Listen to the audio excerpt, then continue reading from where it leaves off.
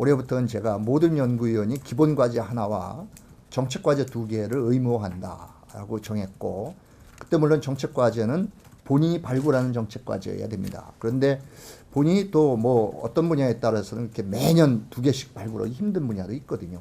근데 그럴 땐 또 시에서 요청하는 과제가 있습니다. 그런 분야에. 그럼 이제 그걸 포함해서 2과제가 되니까 어떤 형태든 모든 연구인이 최소한 1년에 2개의 정책 과제를 한다는 정신자세를 가져야 된다는 걸 올해부터 의무화했습니다. 그래서 이제 이미 1단계로 저희가 16개의 그 기본 과제를 발굴했고, 또 이제 시민자치대학에 저희가 연구원이 한 분 있는데 그분까지 포함해서 이제 17명의 17개의 기본 과제가 됐습니다. 뭐 그 중에 하나는 예를 들면 이제 대도시 수원이 100만 대도시인데 인력 계획이 그 저출산 고령 문제하고 그다음에 베이비붐 세대들이 지금 이제 상위층으로 입구해서 이분들이 한꺼번에 대거 퇴직했을 때의 수원시의 인력 구조 문제나 이런 것들이 굉장히 그 위험한 성격을 갖고 있습니다. 그래서 지난해 이미 저희가 정책 과제로 하나 연구했었고, 올해 또 그래서 그런 걸 한다든지, 또는 뭐 이제 그 아주 그 기본적인 주거복지 정책에 대한 연구라든지, 또는 스마트 시티 2단계로 이제 아까는 이제 5분이 종합적으로 했다고 그랬는데, 이제 각 분야로 나누면은 그 스마트 센서를 이용한 대기질 측정. 그러니까 이제 요새 워낙 그 센서가 발전돼 있으니까, 그러면 이제 좀 더 수원시의 대기 측정을, 지금은 뭐 중앙에 환경부와 관련해서 설치한 뭐 5개의 포인트밖에 없습니다. 근데 이제 그거를 좀 더 많이 저희가 해서 한번 하는 방법이 있을까 하는 거 하고, 그다음에 이제 수원시가 뭐 우리 염태영 시장님이 시민 참여 이런 걸 굉장히 많이 해오셨고 자랑스럽게 얘기를 하는데, 저희는 그거를 1단계라고 봅니다. 수원시가 잘하고 있는 주민 참여 제도가 1단계라고 보고, 그거를 스마트 시티에 맞게는 어떻게 할까를 해서 그 스마트 시티에 맞는 어떤 그 플랫폼이 뭐가 있을까. 근데 다행히 올해 또 어제 시장님께서 시민의 시대, 시민의 정부를 표방하셨는데, 그게 결국은 시민의 의견을 많이 수렴하는 것 아니겠습니까? 어떤 정책을 하든 간에. 그래서 저희가 그 스마트 시티 플랫폼이라는 거는 수원 시민들의 의사를 종합적으로 그때그때 물을 수 있는 시스템을 좀 만들 수 없을까. 그게 이제 모바일 투표 비슷한 겁니다. 여러 가지 방식이 있는데, 여하튼 이제 아직은 뭐 저희가 한 방식으로 얘기할 수 없고, 그런 연구가 올해 또 진행이 됩니다. 저는 그게 되면 여러분들이 갖고 계신 그 휴대폰에 어떤 앱만 깔면 수원시에서 어떤 이번에 중요한 의견, 이런 어떤 정책 방향이 있는데 이거에 대해 시민들은 어떻게 생각하십니까? 라고 던지면 바로 그 즉시에서 수만 명의 시민들이 나는 찬성한다, 반대한다, 밑에 의견 뭐 나는 이러이러한 내용을 필요로 한다, 뭐 이런 주장을 하지 않겠습니까? 그럼 그게 이제 빅데이터로 모여져 가지고 가공이 되면 수원 시민이 지금 현재 원하는 중요한 정책 방향 이거구나라는 것들을 하면은, 저는 갈등의 소지도 그렇게 의견 수렴을 하면 얼마든지 갈등의 소지도 줄어들고, 또 그게 직접 민주주의에 가까운 그런 민주주의를 실현하는 것 아니냐. 물론 이제 스위스처럼 뭐 3만짜리, 2만짜리는 그 아주 직접 현장 광장에서 하는 유명한 시스템들이 있죠. 근데 우리는 뭐 인구가 120만이 넘기 때문에 그런 방식을 도입하기는 어려울 거고, 그래서 저희가 이 스마트 시대에 맞는 스마트 거버넌스의 형태는 뭐겠냐는 걸 올해 연구합니다. 그거 이외에도 뭐 지방재정과 관련된 후속 단계 연구라든지, 또 이제 도시 재생과 관련된 기초 연구라든지 이런 기본 연구가 있고, 정책 과제도 저희가 이미 15개의 과제는 종합심사를 통해서 이제 16명이 해야 되는데, 그 중에 아직 1명은 재심사를 들어가서 다음 주 중으로 아마 재심사가 이루어질 텐데, 15개의 과제는 이미 됐습니다. 이제 거기에 보면은 수원시는 인구가 120만이 넘어서 울산시보다 큰데도 공무원 교육 시스템을 저희 자체적으로 못 갔습니다. 그래서 이제 그걸 어떻게 우리가 효과적으로, 그러니까 뭐 대학에다가도 의뢰도 하고 또는 뭐 민간기관에도 의뢰도 하고 하다 보니까 체계적인 교육이 안 되는데, 그걸 어떻게 할 수 있을까? 그 중에 하나가 이제 시민자치대학이 이제 올해부터 시작이 되는데, 그 중에 일부는 이제 시민자치대학이 역량을 갖춰서 할 수 있는 부분도 있지 않을까. 뭐 이런 어떤 연구 과제도 있고요. 또 이제 아주 그 관심을 못 끌 수 있는 건데 저는 중요하다고 생각되는 게, 우리 수원시에 외국인이 많지 않습니까? 외국인 중에도요, 중도 입국 청소년이라고 해서 부모의 결혼을 했기 때문에 따라 들어온, 그러다 보니까 언어도 안 되고 문화도 익숙지 않고 이게 5,800명이 넘습니다. 근데 이거에 대한 구체적인 뭐 정책 방향, 얘들이 잘못하면은 말 그대로 이제 불량으로 갈 가능성이 많아요. 사회에 적응 못하면 그 뭐 범죄 집단들의 쉽게 유혹에 갈 수도 있고, 그거를 어떻게 저희가 하면 좋을까에 대해서 우선은 이제 현 단계로서는 그 실태 조사를 금년에 하려고 합니다. 그래서 이제 직접적인 부모님들도 만나고 또 현장에 저희가 출입국 사무소에 가면은 뭐 매일 20-30명씩이 대기하고 있답니다. 뭐 비자갱신 이런 것 때문에. 그러니까 그런 사람들 현장에 가서 직접 한번 애로사항이 뭔지 원하는 게 뭔지 이런 것들도 저희가 이제 발굴해서 하려고 합니다.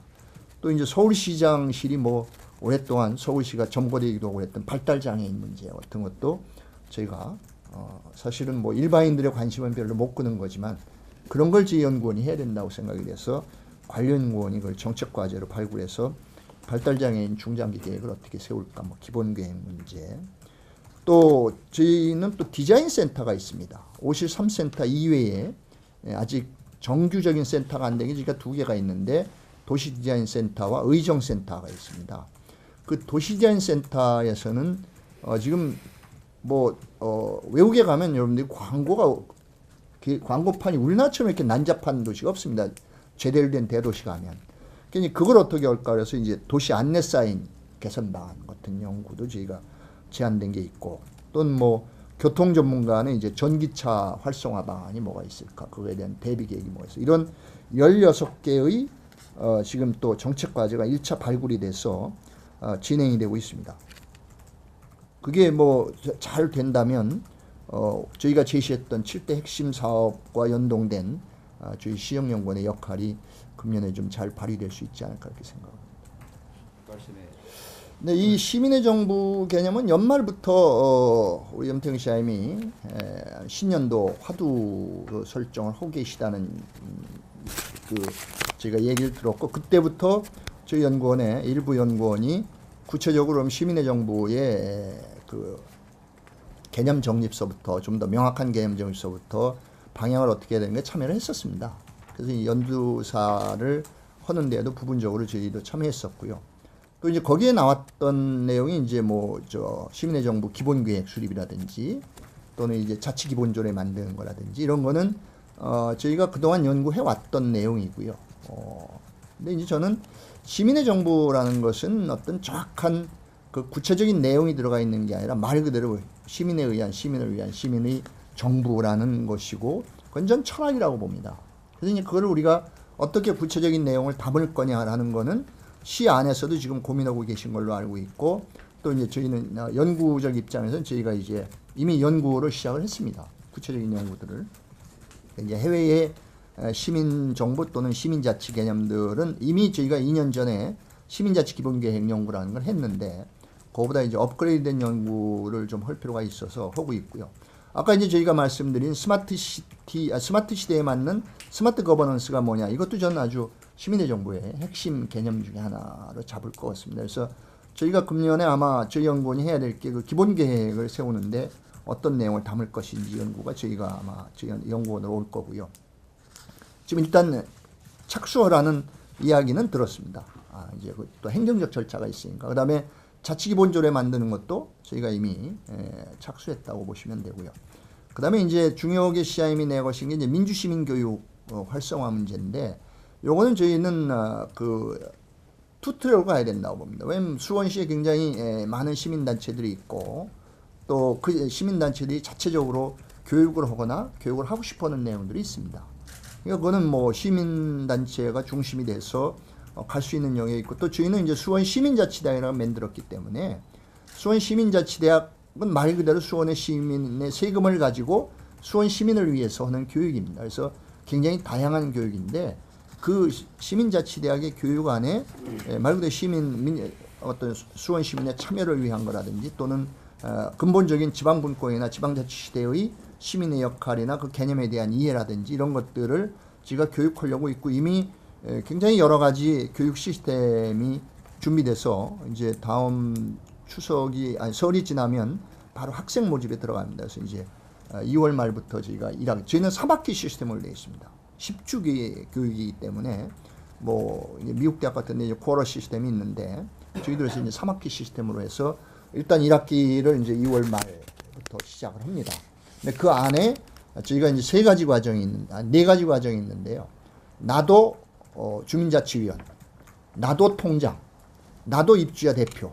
그래서 이제 누구나 시민이 다 주민자치위원이 될 수 있고 통장이 될 수 있고 또는 아파트 입주자 대표가 될 수 있는 그 속에서 나오는 뭐 갈등을 어떻게 처리하고 문제를 어떻게 접근해 이런 방식을 이제 저희가 지난 연말에 파일럿을 했는데 이 중노년층들이 많이 오셨는데도 뭐 졸업할 때 그냥 무지하게 진짜로 뭐 아주 좋았다고 하면서 뭐 이런 거 많이 추천하겠다고 이제 해서 그분들이 시민 기자로 지금 돼가지고 지금 홍보 활동을 해주고 계십니다.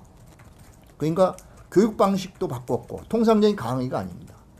문제 해결형 학습이라고 해서 직접 문제를 자기들이 도출하고 그 문제를 푸는 방법을 직접 시험을 해보니까 현장 가서 조사도 하고 뭐 갈등하는 방법도 토론도 해서 마지막에 이제 자기들이 대안을 내고 이런 교육 방식을 했더니 그냥 통상적인 강의 방식보다 훨씬 그 강의 만족도가 높아서 저희가 이제 시정연구원이 시민의 정부에서 할 수 있는 건 뭐 그런 기본 계획에 대한 연구, 조례에 대한 연구, 그다음에 제가 갖고 있는 수원 시민자치대학을 통한 수원 시민들의 자치 역량을 향상시키는 뭐 그 교육 활동의 내실화 이게 이제 저희가 하는 역할이라고 생각이 됩니다.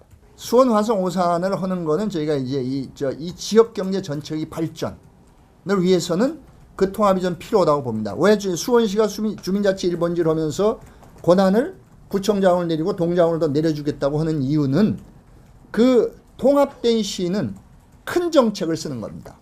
경제정책이나 동단위에서는 경제정책은 못 쓰거든요. 그러나 주민의 삶의 질에 관련된 건 뭐 복지사 문제를 어떻게 한다니 이런 건 다 동에서 하는 거거든요. 그러니까 이제 수원시는 2가지 트랙을 가지고 있는 거죠. 그게 모순되는 게 아니고 이게 이제 지금 개헌 과정에서 논의가 국회에서 그저께 논의가 됐는데 사실은 참여정부 때의 그 지역균형 발전 문제를 얘기하면서 도 단위도 작다. 왜냐면 경상남도는 3개를 짜게 되지 않습니까? 울산, 그다음에 부산, 경남 이렇게 옛날에 이게 다 하나였지 않습니까? 경북도 2개를 짜게 됐죠. 전남도 광주로 2개를 짜게 됐죠. 대전 충남도 2개를 짜게 됐죠. 경기도도 인천 때문에 2개를 짜게진 겁니다. 그런데 인천시하고 경기도하고 경제가 분리돼서 갈 수 있나요?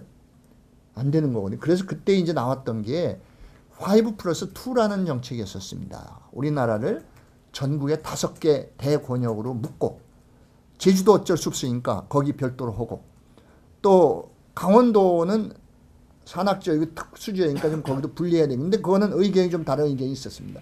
요 2개를 빼놓은 나머지는 경남, 경상도, 전라도, 충청도, 수도권 뭐 이런 식으로 묶어서 근데 이제 서울은 서울의 특성 때문에 분리할 거야 말 거야 이런 논의들이 있었는데 이런 게 이제 그래서 프랑스, 이태리, 스페인이요.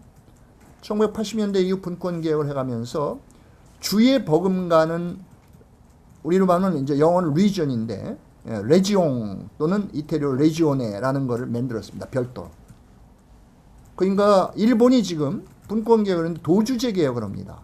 일본이 지금 광역이 47개, 47개 도도부현이 있는데 그거를 9개에서 12개 정도의 광역으로 해서 주 형태를 묶겠다는 겁니다. 그래서 도주제입니다. 홋카이도가 있으니까 그건 도로 두고 나머지는 주의 형태를 묶어서 이제 1억 3천 정도를 지금 얘기한 한 10개인가 한 1,000만 정도씩 이렇게 묶는 거죠. 그러면 유럽의 단일 국가에 버금가는 인구입니다. 그러면 경제정책을 종합적으로 잘 쓸 수 있는 여지가 있다는 거죠. 그래서 이제 저희가 화성, 오산, 수원의 문제는 그런 문제로 접근해야 되는 거예요. 오산은 오산대로, 화성은 화성대로 사실은 화성은 문화 조건은 하나도 없습니다. 여러분들 아시겠죠? 근데 수원은 얼마나 문화 조건이 좋습니까? 만약 이게 한 도시로 이루어진다라면은 굳이 그런 걸 또 만들고 뭐고 할 필요가 없는 거거든요.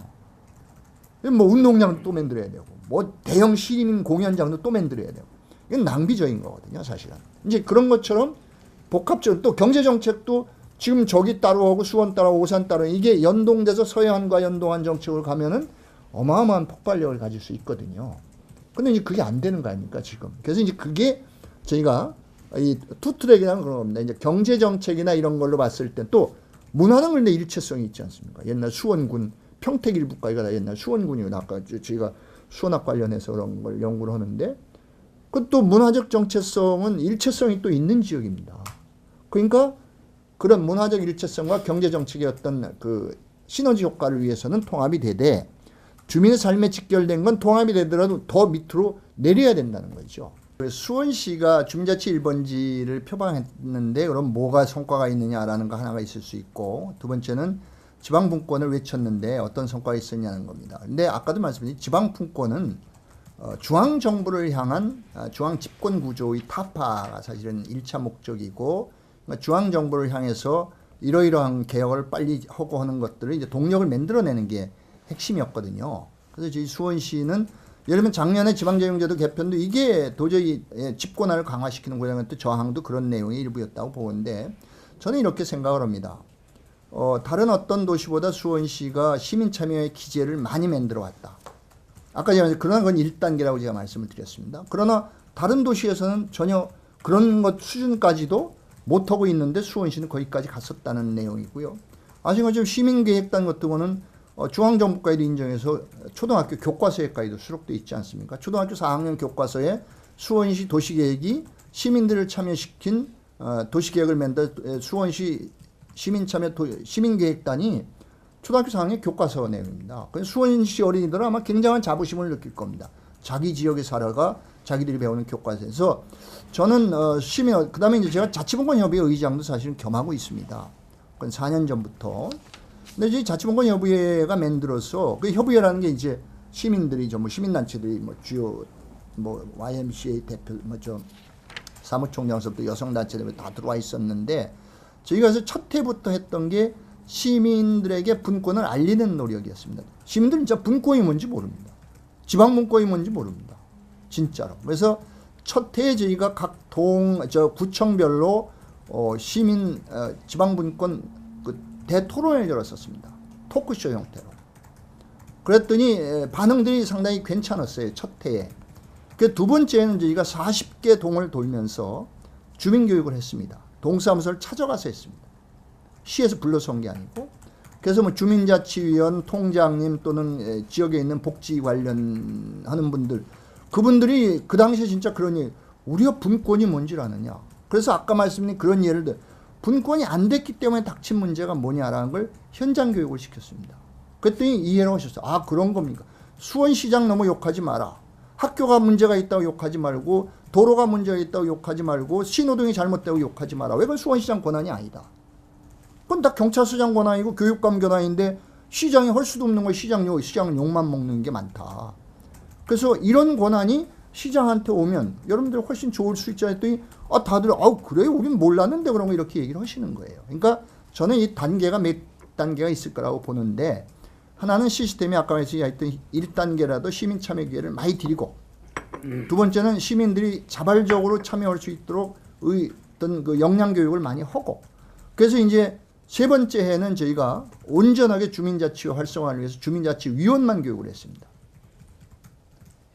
그리고 이제 올해는 모든 교육 조직에 가능하면 시에다가 분권 교육을 넣어달라. 예를 들면 민방위 교육할 때도 분권 교육을 할 수 있는 시간을 좀 달라. 저희가 요청을 했고 예비군 교육할 때에도 예를 들면 분권 교육을 할 수 있는 시간을 좀 달라라고 요청한 게 다 제가 실현은 안 됐지만 그랬더니 다들 뭐 다 처음 듣는 얘기라고 얘기를 하는 겁니다. 그래서 저는 우리 기자님께서 대표님께서 질문하신 내용이 이제 기대치에 비해서 뭐 그렇게 많이 했는데 실제로는 된 게 없지 않느냐라는데 이제 이 지방분권은 두 차원이 있다.